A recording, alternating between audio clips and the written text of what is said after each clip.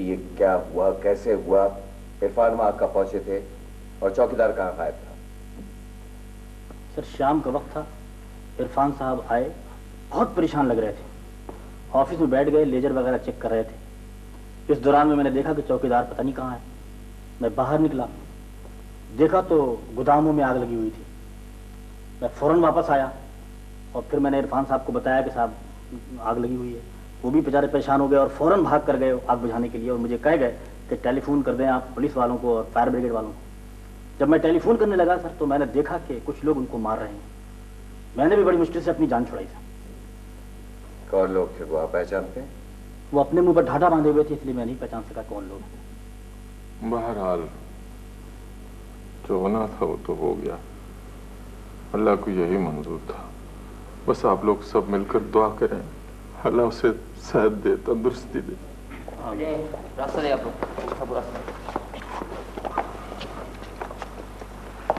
Doctor साहब कैसा है मेरा बेटा? कैसी कंडीशन डॉक्टर? काफी वीकनेस हो गई है जिसकी वजह से वो बेहोश है। ब्लीडिंग भी बहुत हुई। कब तक होश में आएंगे डॉक्टर साहब? ये कुछ कह नहीं सकता अभी मैं। इसका मतलब है कि उसके दिमाग पे शदीद चोट लगी। डॉक्टर ये चोट जानलेवा तो नहीं साबित हो सकती? ये तो एक्सरे रिपोर्ट्स आएंगी तभी हम बता सकते हैं, अभी तो हम खुद नहीं जानते। क्या मैं इरफान को शहर ले जा सकता हूँ? ऐसी कंडीशन में तो नहीं। Thank you doctor. इरफान जैसे ही होश में आ जाए तो आप प्लीज मुझे फोन पे इत्तला कर दीजिएगा। ऑलराइट। मैनेजर साहब, आप यहीं इरफान के पास रहिए। टीएसपी साहब, अगर आप चलना चाहते हैं मेरे साथ तो चलिए। फैजान साहब आप ऑफिस चलिए, मैं जैसे इरफान को होश आएगा इंक्वायरी मुकम्मल करके आपके ऑफिस पहुंच रहा हूँ। मौलवी साहब प्लीज आप परेशान मत हो, घर चल के आराम कीजिए ना। उर्फी मेरा एक ही बेटा है, तुम लोग चलो, मैं उसी के पास रहूंगा। आशिक अली, पुलिस ने हमारे आदमियों को किस तरह पकड़ा हुआ है? बाबा साईं, सुबह में हर एक को पकड़ रही है। इससे पहले तो उन्हें ऐसी हिम्मत कभी नहीं हुई। हमने आज तक मामूली आदमियों पर हाथ डाला था बाबा साईं। वाह, ये बात तो है। वो फैजान जैसे बासर आदमी का मैनेजर है। तो आप डीआईजी से क्यों नहीं मिल लेते? नहीं, पुलिस की जरूरत नहीं है। सबूत कहाँ से पेश करेंगे? तो फिर आपको क्या परेशानी है? परेशानी ये आशिक अली के वार बहुत ओछा पड़ा। इरफान को इस हमले में खत्म हो जाना चाहिए था। नतीजे के तौर पे हमें कुछ दिन खामोश रहना पड़ेगा। साईं मिठन, तुझे भी कुछ पता है? वाह वाह वाह बंदेली, अभी लोग मिठन ही से पूछेंगे, अरे मिठन तुम्हें कुछ पता है? हमें कुछ नहीं पता है, अपना काम करो, चुप बैठो। फैजान साहब की फैक्ट्री में आग किसने लगाई? फैजान साहब की फैक्ट्री में आग लग गई है? अरे मेरे से कसम ले लो, हमने नहीं लगाई भाई। अरे हमको पता है मिठन, पर हम लोग कुछ बोलेंगे तो झगड़ा हो जाएगा। क्या मतलब है तुम्हारा? अरे तुम भी बहुत बोलने लगा खैर मोहम्मद की तरह। कोई मतलब नहीं मुराद अली, मैंने किसी का नाम थोड़ी लिया है। मैं तुम्हारी हर बात का मतलब समझता हूँ, समझे? ये हर वक्त का ज्यादा गुस्सा अच्छा नहीं होता, पीछे कर खिलाड़ी। हाँ, तू भी ऐसे बैठा कर आराम से। अरे खामोश, सुधरोगे नहीं तुम लोग। मेरे को लगता है पहली दफा खुशकी पे आए हो तुम लोग। हर वक्त ही झगड़ा है, हर वक्त ही झगड़ा है। छोड़ो ना इसको, अजीब आदमी हो तुम लोगों को। एक मिसाल का पता है? हमको नहीं पता। हमको पता है कि जब भी दो सांड लड़ते हैं तो मेंढकों का क्या होता है? क्या होता है? हमने एक मेंढक से पूछा था तो बोला साईं बचेंगे तो बताएंगे नहीं कि क्या होता है। जी डीएसपी साहब, नौबत यहाँ तक पहुंच गई और आप अभी तक कागजी कार्रवाई से आगे ना बढ़ सके और मेरे ख्याल में बढ़ भी नहीं सकेंगे। फैजान साहब, मुजरिम बतलाकर तो जुर्म नहीं करते कि बरवक्त सद्देबाप कर लिया जाए। हाँ, हम किसी पर इल्जाम तो नहीं लगा सकते, लेकिन दुनिया जानती है कि वो। अंदाजा तो हमें भी है, लेकिन बगैर सबूत के किसी पर हाथ नहीं डाला जा सकता। हाँ, यूं कहिए ना कि इलाके की इतनी बड़ी शख्सियत पर बगैर किसी सबूत के कोई कैसे हाथ डालेगा या कोई कैसे गवाही देगा। ठीक है, अगर कोई मामूली आदमी होता तो दूसरी बात थी, लेकिन यहाँ तो नौकरी के लाले पड़े। That's it, that's it. रसूलुल्लाह सल्लल्लाहु अलैहि वसल्लम ने फरमाया था कि पिछली कौमें सिर्फ इसलिए तबाह हुई कि उन्होंने अमीरों और गरीबों के लिए अलग-अलग कानून बना रखे।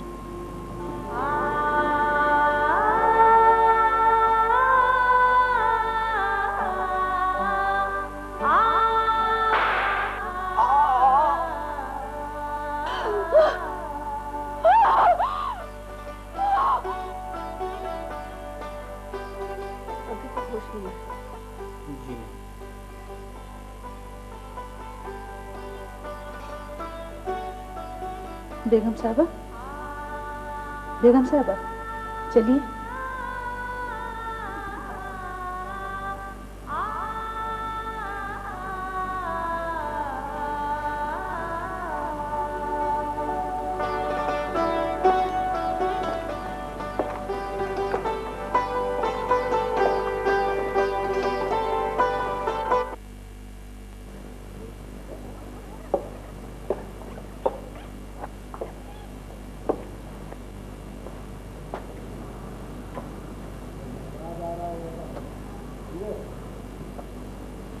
बेगम साहब, तशरीफ रखिए। आपने क्यों तकलीफ की? मैं इरफान को लेने आई हूँ।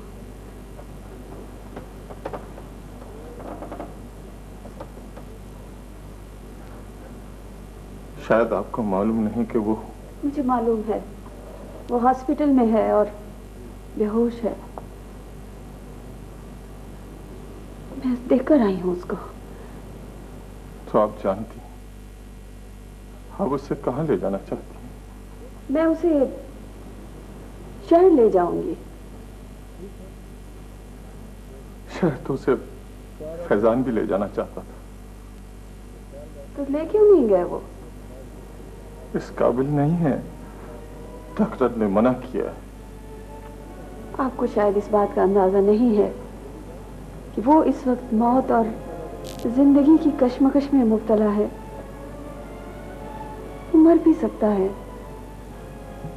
बेगम साहब, जिंदगी और मौत तो सिर्फ खुदा के हाथ में है।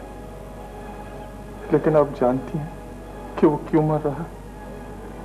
इसलिए नहीं मरेगा किसी ने उसको गोली मार दी, बल्कि इसलिए मरेगा किसी ने उसकी इज्जत, उसकी खुदाई को चोट पहुंचाई है जिसे वो बर्दाश्त नहीं कर सका। आपकी बातों से ऐसा लगता है कि ये चोट मैंने पहुंचाई। अल्लाह का शुक्र है, उसने मुझे कड़वी और नागवार बात कहने से बचा लिया है।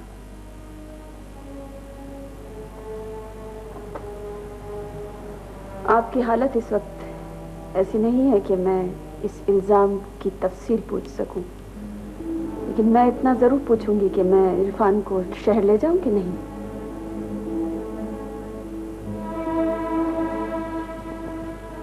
मैं पूछ सकता हूं।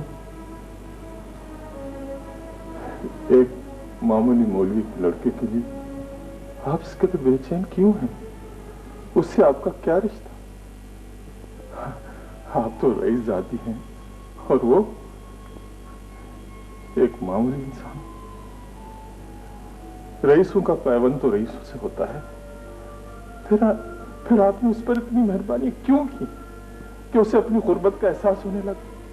उसे भीख क्यों दी कि खुद को भिखारी महसूस करने लगा? जो जमीन फैजान को चाहिए थी वो जमीन आपने उर्फी को क्यों दी? और जब वो उसकी कीमत चुकाना चाहता था तो आपने उसे लेने से इनकार कर दिया, क्यों? चलिए बेगम साहिबा, मौलवी साहब को इस वक्त अपने बेटे का रंज है। नहीं,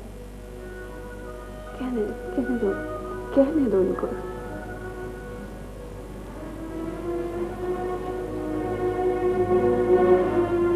बेगम साहब, लोग कहते हैं गुर्बत गैरत को संसार कर देती है,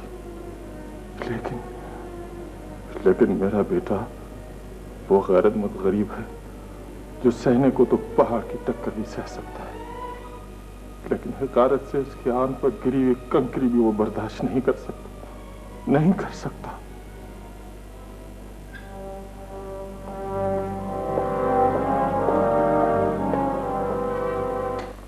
फैजान साहब, आपका तो बहुत ज्यादा नुकसान हो गया होगा। तमाम इंश्योरेंस तो होगी, मेरा ख्याल है इतनी परेशानी की भी बात नहीं। जी नवाज साहब, इंश्योरेंस थी और क्लेम भी दाखिल कर दिया गया है। बहुत खूब। वैसे आजकल आपको बहुत एहतियात रखनी चाहिए। देखिए ना, जहां 100 दोस्त होते हैं वहां 100 दुश्मन। मेरा ख्याल है नवाज साहब, कम से कम मेरी तो किसी के साथ दुश्मनी नहीं है। फैजान साहब, लोगों के चेहरों पर तो लिखा नहीं होता ना। बिल्कुल दुरुस्त कहा आपने नवाज साहब, वाकई लोगों के चेहरों पर कुछ लिखा नहीं होता। तो देखिए ना आपके चेहरे पे कुछ लिखा है और ना मेरे। दुरुस्त। वैसे मैं हर खिदमत के लिए हाजिर हूँ। आपके हुक्म और आपके ताउन के बगैर तो इस गांव में पत्ता तक नहीं हिलता। जी। तो फिर बंदे को इजाजत। बरसाने वाल का बहुत बहुत शुक्रिया। नवाजिश। हाँ फैजान साहब, आपको आपकी बीवी और बेटी की मिल जाने पर मुबारकबाद पेश करता हूँ और सादत को बिल्कुल अपना ही बरखुरदार समझिएगा। जी, अल्लाह हाफिज।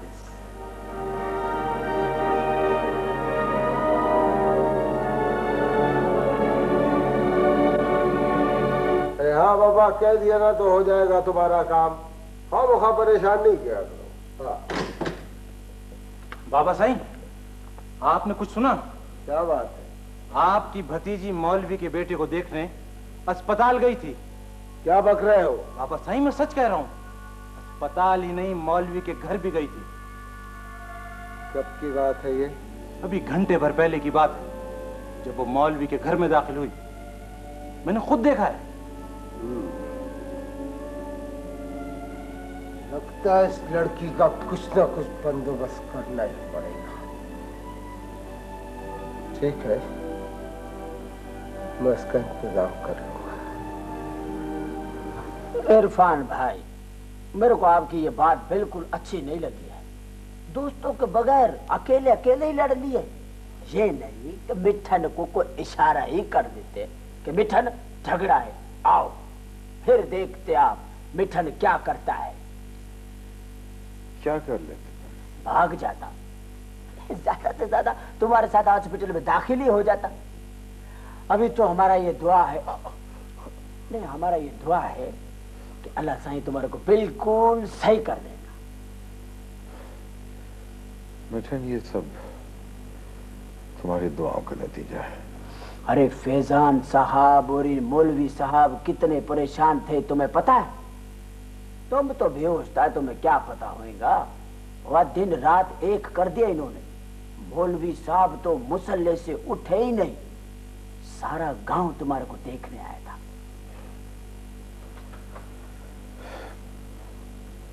और कौन कौन आया था? वो बेगम साहिबा भी आई थी, फतो बता रही थी। क्या बता रही थी?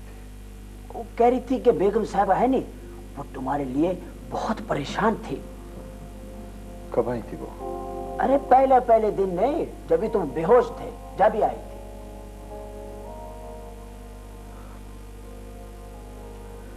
बेहोशी में तो देख गई,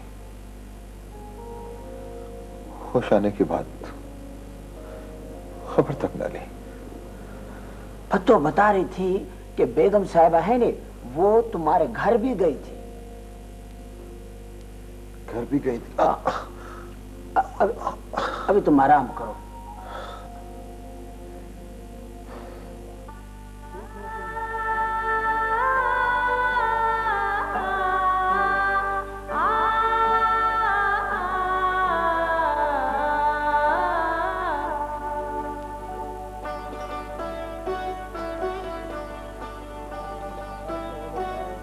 सलाम बेगम साहबा।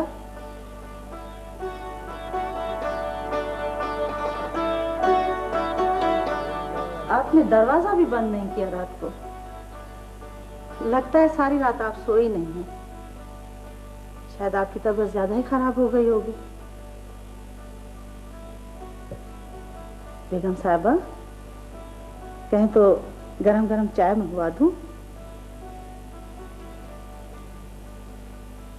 बेगम साहबा, बेगम साहबा,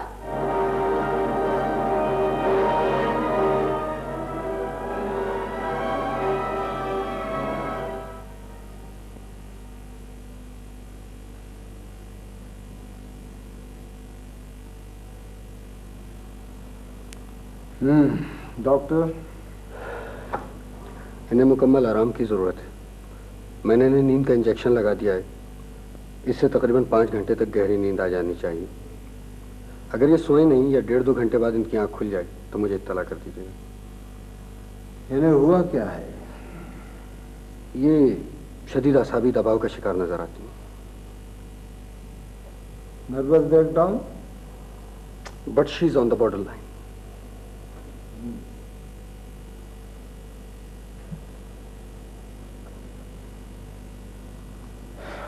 इन्हें अस्पताल में दाखिल करने की जरूरत तो नहीं है? मैंने अर्ज किया ना, मैं अभी कुछ नहीं कह सकता। फिलहाल इन्हें अकेला छोड़ दिया जाए। सिर्फ एक आदमी यहाँ रुके। डॉक्टर साहब, मैं इनके साथ रहूं? ठीक है। ठीक है। दमदार जी, हर घंटे बाद इनकी खैरियत की इत्तला मुझे देते रहो। जी बहुत बेहतर। और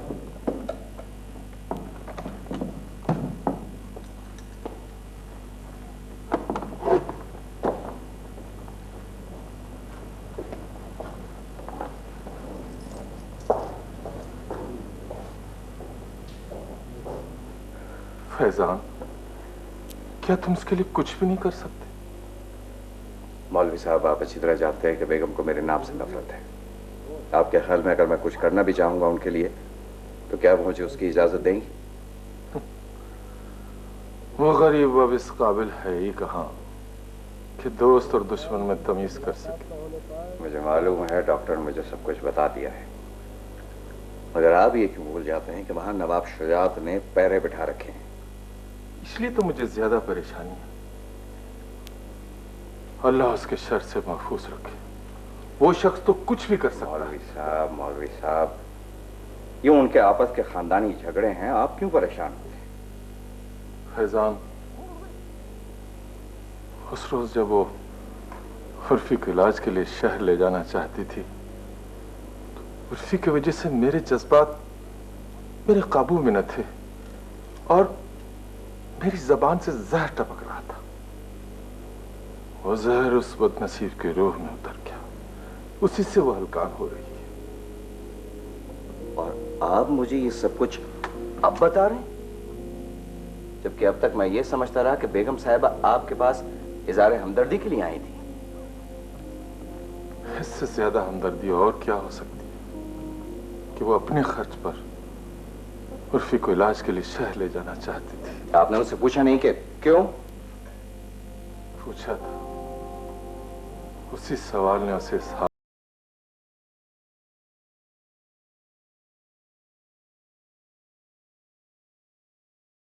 ठीक है।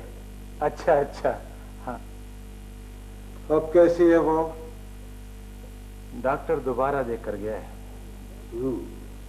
इसका मतलब यह हुआ कि उसे सेहतमंद होने में भी देर लगेगी। लगता तो ऐसा ही है बाबा साईं।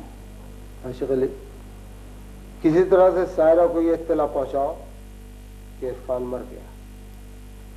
इरफान मर गया?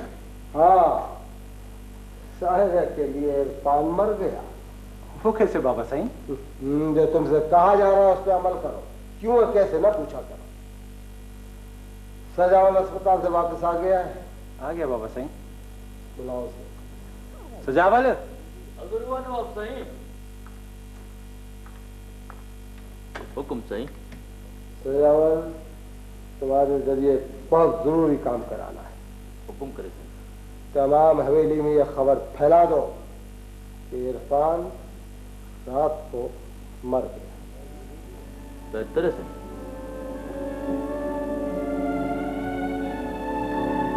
बाबा, बेगम साहब की तबीयत तो ठीक है ना? अभी तक तो वैसी है, अल्लाह रहम करे। बाबा, तेरे को एक बात बताना तो मैं भूल ही गई। अच्छा हुआ भूल गई, होगी उल्टी सीधी बात। अच्छा, तो मैं उल्टी सीधी बातें करती हूँ? अरे नहीं नहीं मेरे बेटे, तू तो कव्वे की तरह सियानी है। क्या क्या? मैं कवि हूँ? जा, मैं नहीं बोल रही। नहीं मेरे बेटे, तू तो मैना की तरह समझदार है। बता बता क्या बात है? बाबा, वो फत्तो मिली थी। अच्छा है? फत्तू घोड़ा? फिर तो तुम्हारी लड़ाई हो गई होगी उसके साथ। हाँ, कहीं चोट तो नहीं लगी? बाबा, बात तो वो ठीक ही कहती है। क्या क्या क्या? बोलती है जो ही 4 पैसे देता है गरीब उसी का गुलाम होता है। अच्छा, फिर तो तुम्हारी उसकी दोस्ती पक्की हो गई। अभी नहीं, मगर हो जाएगी। अरे अद्दा, इधर आके चुपचाप लेट गए हो क्या? फिर किसी से झगड़ा मगड़ा तो नहीं कर लिया? खाना वाना नहीं खाना? इतनी देर से मैं तुम्हारे लिए भूखी बैठी हूँ, इतनी जोर से भूख लग रही है मुझको। फत्तू, आज मेरा खाना खाने को दिल नहीं चाह रहा। क्यों अद्दा? बस बात ही कुछ ऐसी है। क्या हुआ अद्दा? वो अपने इरफान बाबू थे ना? हाँ हाँ, जानती हूँ उनको। क्या हुआ? वो बेचारे अल्लाह को प्यारे हुए। क्या अद्दा? क्या कह रहे हो? कब? कल रात। मगर न जाने क्यों मौलवी अहमद अली और फैजान साहब अभी इस बात को सबसे छुपाना चाहते हैं। ओहो, ये बात तो बहुत ही बुरी बात है। मैं गुलशन खाला को तो बता दूं ना? एक बेगम साहिबा को बता देना, अगर मेरा नाम बीच में ना आए।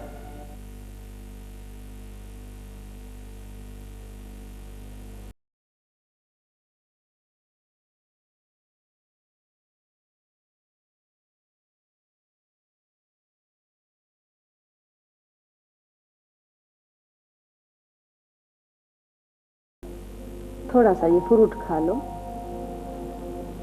नहीं, मुझे कुछ देर इसी तरह लेटे रहने दो। अच्छा बेगम साहबा।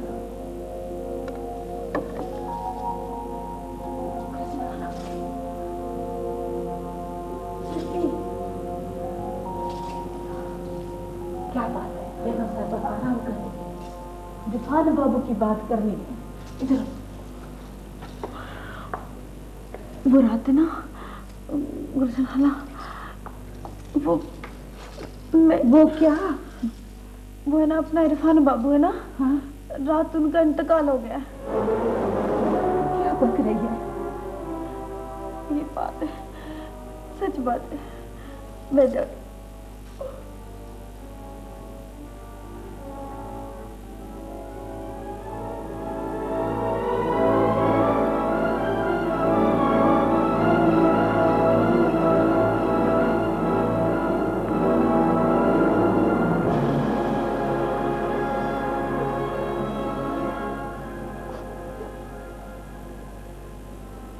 गुलशन,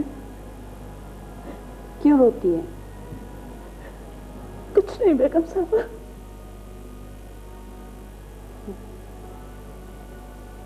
क्यों छुपाती हो? कुछ तो हुआ है। कुछ भी नहीं हुआ बेगम साहबा।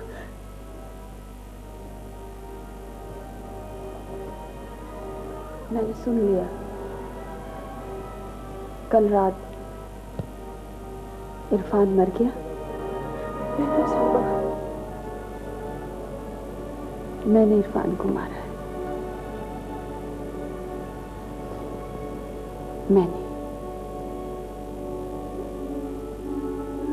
मैंने मारा इरफान को।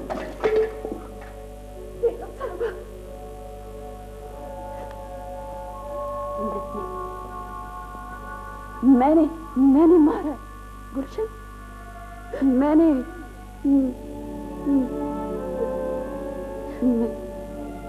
बेगम साहिबा, बेगम साहिबा, फतू, फतू, क्या हुआ खाला? जल्दी से जा, कमदार अदा को बोल कि फोन करके डॉक्टर को बुलाए। अच्छा जल्दी जा। बेगम साहिबा। डॉक्टर, इनके जहन पे शदीद दबाव पड़ा है। ये बोझ हट जाए जब ये ठीक हो सकती है, वरना बात बिगड़ जाएगी। क्या मतलब? इनका जहन मुतासिर हो सकता है हमेशा के लिए। फिर क्या किया जाए? मेरे ख्याल में तो किसी न्यूरो सर्जन या साइकेट्रिस्ट को दिखाना बहुत जरूरी है। इसके लिए तो बेगम साहबा को शहर ले जाना पड़ेगा। लेकिन इस हालत में शहर ले जाया जा सकता है? कोई हर्ज नहीं। स्पेशलिस्ट को दिखाना तो बहुत जरूरी है ना।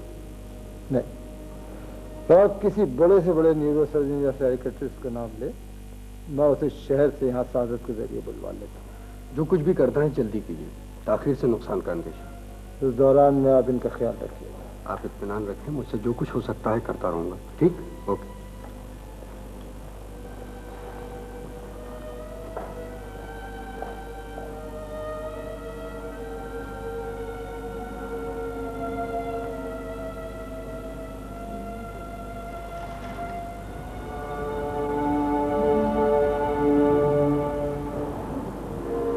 लोहा हमारी मर्जी के मुताबिक गर्म हो चुका है आशिक़ अली, उस पर मुस्तकिल चोटें पड़ती रहनी चाहिए। सायरा को यह एहसास दिलाते रहो कि वो पागल हो रही है। समझे? ऐसा ही होगा बाबा साईं। तो देखो, मुराद अली से कहो कि अपने आदमियों को हवेली के चारों तरफ फैला दे। कोई शख्स तुम्हारी इजाजत के बगैर हवेली में दाखिल नहीं होगा। हाँ, कुछ दिनों के लिए सायरा को अपनी ख्वाबगाह में बिल्कुल अकेला कर। बाबा साईं आप फिक्र न करें, कोई परिंदा भी पर नहीं मारेगा। डिप्टी जी नवाब, तुम डॉक्टर से मिलो और पता करो कि वो सायरा की दिमागी कैफियत के बारे में क्या कहता है। बल्कि अपने तौर पे कोशिश कर देखो कि शायद वो सायरा के पागलपन का तस्दीकनामा देने पर तैयार हो। मैं कोशिश पूरी करूंगा डॉक्टर को शीशे में उतारने की नवाब साहब। वैसे फिदवी को धौंस और धमकी से काम लेने की इजाजत है? इजाजत है डिप्टी, लेकिन मौका महल देखकर, क्योंकि आजकल वो डीएसपी बहुत परपुर्जे निकाल रहा है।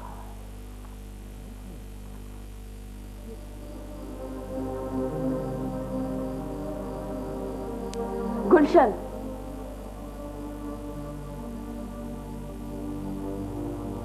भत्तो, भत्तो, क्या बात है अदी? तुम्हें अंदर आने की इजाजत किसने दी? तुम अंदर कैसे आए? भत्तो कहाँ है? गुलशन कहाँ है? भत्तो और गुलशन तो आपके पागलपन के दौरे देखकर भाग गए यहाँ से। नहीं, मैं पागल नहीं, मैं पागल नहीं हूँ, मैं पागल नहीं हूँ, मैं पागल नहीं हूँ, मैं सच कहती हूँ, मैं पागल नहीं हूँ। पागल आज नहीं है ना तो आप कल हो जाएंगी।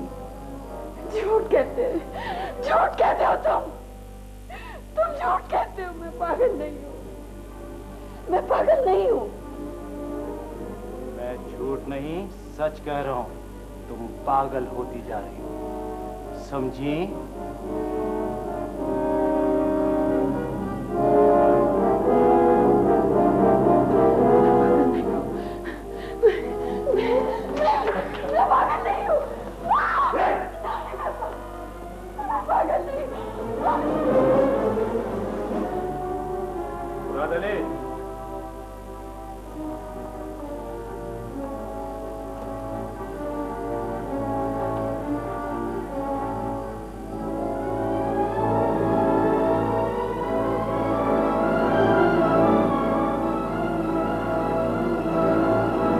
जाओ अपने बिस्तर पर।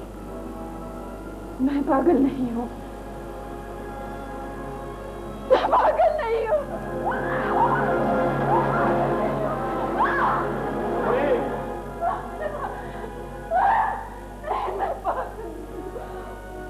अभी को एक गिलास ठंडा पानी पिलाओ।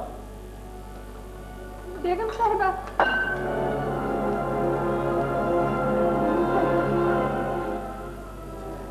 इसे बिस्तर पे लिटा दे।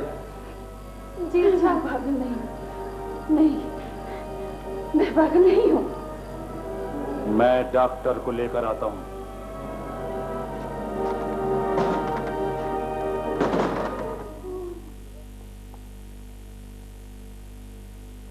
कमदार साईं, कभी हमसे भी सलाम दुआ कर लिया करो। सलाम छोटे नवाब। ये क्या है कमदार? ये दवाइयाँ हैं बेगम साहबा की। लाओ हमें दे दो। नहीं नहीं मैं नहीं दूंगा, बेगम साहबा सख्त बीमार है। दे दो कमदार। नहीं, क्यों दूं? मुराद अली, शमशेर, अल्लाह पजायो।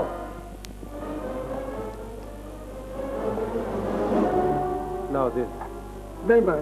कमदार, खुदा के वास्ते बेगम सख्त बीमार है। जाओ तुम लोग। कमदार साईं, आइंदा से तुम दवाइयाँ बाहर से नहीं लाओगे। दवाइयाँ हैं हमारे पास, हम देते हैं उन्हें और वक्त पर, समझे? जाओ कमदार।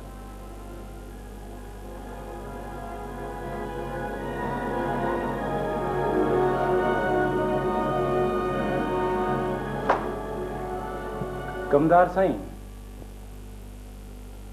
आइंदा से तुम हवेली से बाहर नहीं जाओगे, और अगर चले गए ना तो फिर आ ना सकोगे, समझे? आपको यकीन है कि ये आपसे बेजा का केस है? जनाब, आपको शक क्यों है? नवाब सुजात और उसका बेटा जबरदस्ती घुस आए हैं हवेली में, और ताज्जुब की बात यह है कि मुझे भी मिलने नहीं दे रहे हैं बेगम साहिबा से। कमदार साहब, ये हब्से बेजा का केस नहीं, ये मदाखलत बेजा बखाना गैर का केस है। तो फिर क्या हुआ? आपके ख्याल में ये जुर्म नहीं है?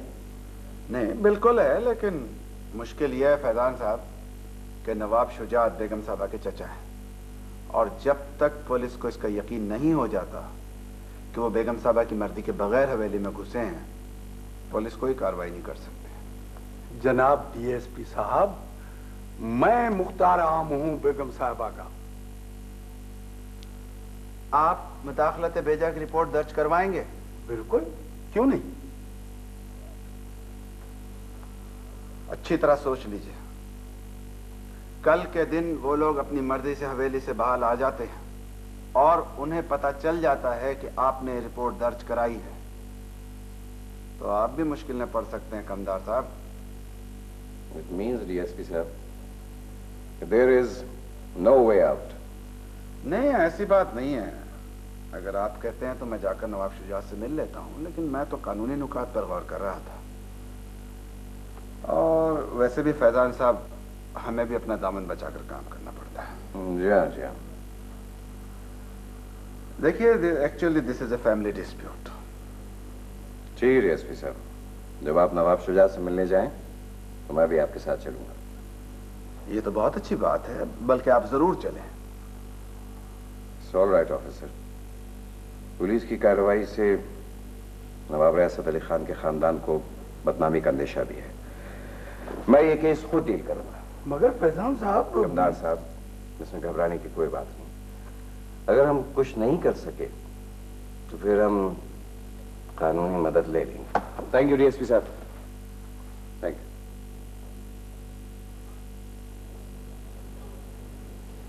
आइए कमदार साहब, ड्राइवर आपको छोड़ा।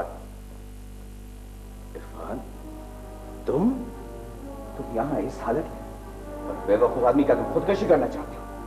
ये क्या गजब किया तुमने पुत्र?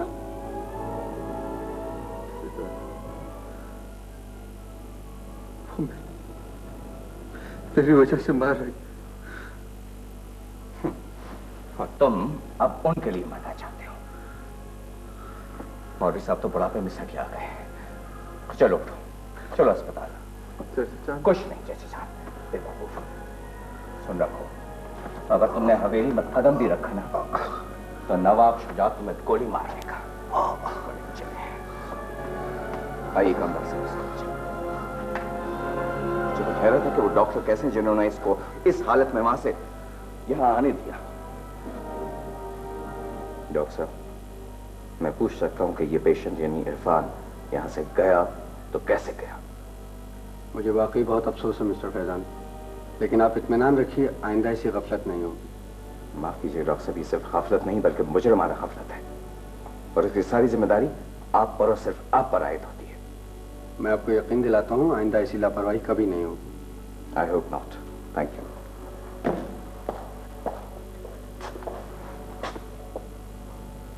मौलवी साहब, इरफान सिर्फ मेरा नहीं, आपका बेटा भी है। मुझे क्या पता था कि इस तरह उठकर चला जाएगा। बहरहाल अब मैं इसे छोड़कर कहीं नहीं जाऊंगा। आइए कमदार साहब, मैं आपको शाहपुर छोड़ूं। आइए।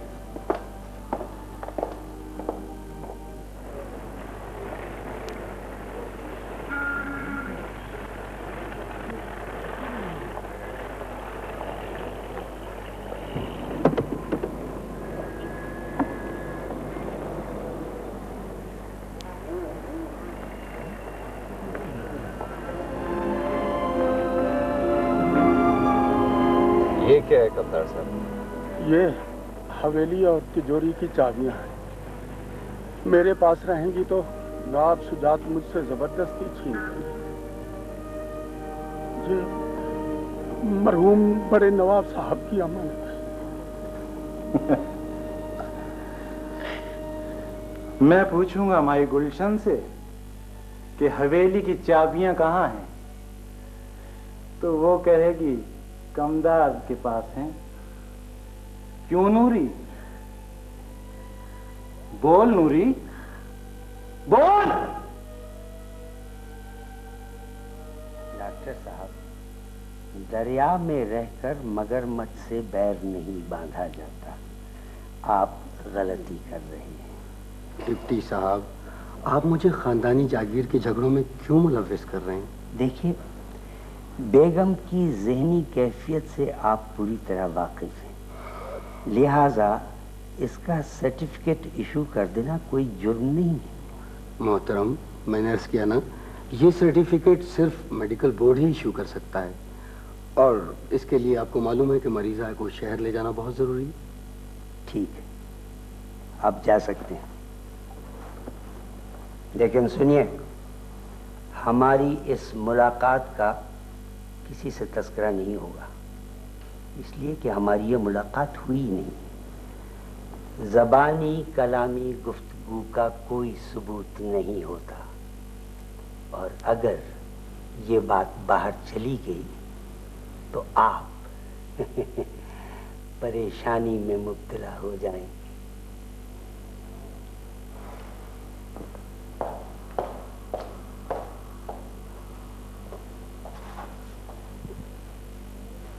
आइए। जहे नसीब, आइए आइए, दीदा दिल फरशेरा। हाँ, तो फैजान साहब के साथ साथ डीएसपी साहब ने भी गरीब खाने को रौनक बख्शी है। वालेकुम सलाम, तशरीफ रखिए। उम्दा सी चाय और बेहतरीन फल लेकर। नहीं, शुक्रिया नवाब साहब, मैं इन तकल्लुफ़ात का कायल नहीं हूँ। मैं और डीएसपी साहब इस वक्त सिर्फ एक संजीदा मामले पर बातचीत करने आए। वो आए घर पे, हमारे दामो दहन का सिलसिला तो बहरहाल चलेगा। मुझे तो इस सिलसिले में माफ फरमाए नवाब साहब, आई एम ऑन ड्यूटी। नवाब साहब, सुना है आपने बेगम की हवेली पर पैरा बैठा रखा है? जी फैजान साहब, पैरी चौकी वाले तो आपके हम रकाब फिर रहे हैं, मेरी ये क्या मजा। ये पूछने की जसारत कर सकता हूँ कि आपका इस मामले से क्या ताल्लुक है? आपने पूछ ही लिया है तो मैं बता देता हूँ कि मुंतखब नुमाइंदा होने की हैसियत से मेरी जिम्मेदारियों का इन मामलों से भी ताल्लुक है। लेकिन इसका हरगिज ये मतलब नहीं है फैजान साहब कि मेरे खानदानी मामलात भी आपके दायरे अमल में आ गए। मेरा ख्याल है नवाब साहब के फैजान साहब का ये मतलब नहीं। डीएसपी साहब, नर्वस ब्रेकडाउन होने की वजह से सारा के दिमाग पर असर वाक़ई हो गया है। अगर आप चाहें तो चल के मेरे साथ देख सकते हैं, लेकिन सिर्फ आप। मैंने कि सारा की मेडिकल रिपोर्ट्स अपने बड़े बेटे के जरिए चेकअप के लिए शहर भिजवा रखी, और मेरा छोटा बेटा सारा की देखभाल के लिए हवेली में रह रहा है, जिसे आप लोग पहरे का नाम दे रहे हैं। डॉक्टरों का कहना है कि अगर किसी तरह से इरफान को बेगम के सामने लाया जाए तो उनकी तबीयत संभल जाएगी। लेकिन इरफान को हवेली ले जाना तकरीबन नामुमकिन हो गया है। बस एक ही तरीका रह जाता है कि मैं किसी तरह से सादत को शहर से ले आऊं, क्योंकि इन हालात में अगर कोई कुछ कर सकता है तो वही कर सकता है। पर साईं, सादत भी तो नवाब शुजात का बेटा है। कामदार है तो वो नवाब शुजात का बेटा, लेकिन नवाब शुजात से बहुत मुख्तलिफ है।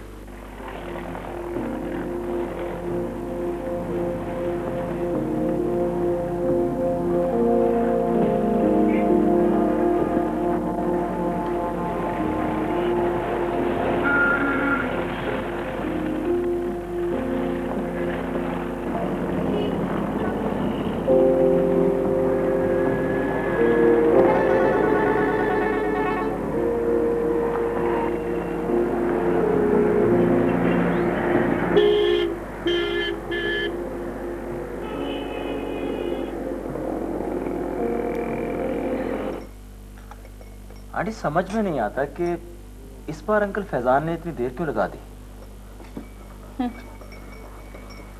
तारीख शायद अपने आप को एक बार फिर दोहराना चाहती है। ओफो, एक तो जरूरत बेजरूरत तुम जरूर बोलोगी। लो खाओ। सैरिश, बस बहुत हो चुका। आधी जिंदगी तो मैंने फैजी के इंतजार में गुजार दी, और अब तुम मेरे लिए एक नया अजाब पैदा करना चाहती हो। तो मैं भी तो अजाब में हूँ, वो आपको नजर नहीं आता? प्लीज बात को समझने की कोशिश करो। ये बात ताने पिछने का नहीं है। देखो सैरिश, आंटी तुम्हारी वजह से बहुत ज्यादा परेशान है, और अगर तुम इसी तरह बिहेव करती रही तो यकीन जानो तुम अपने लिए मसाइल खड़े कर लोगे। नहीं सादी, रहने दो। मैं खुद इससे बहुत तंग आ चुकी हूँ। इसको इसके हाल पे छोड़ दो। नहीं आंटी, सैरिश अब इतनी नादान भी नहीं है कि अपना बुरा भला ना समझ सके। देखो सैरिश, तुम एक बार अंकल फैजान को समझने की कोशिश तो करो। मैं नहीं जानता था कि वो तुम्हारे वालिद हैं, लेकिन यकीन जानो मैंने आज तक उनसे अजीम इंसान नहीं देखा। आंटी आप बैठिए, मैं देखता हूं।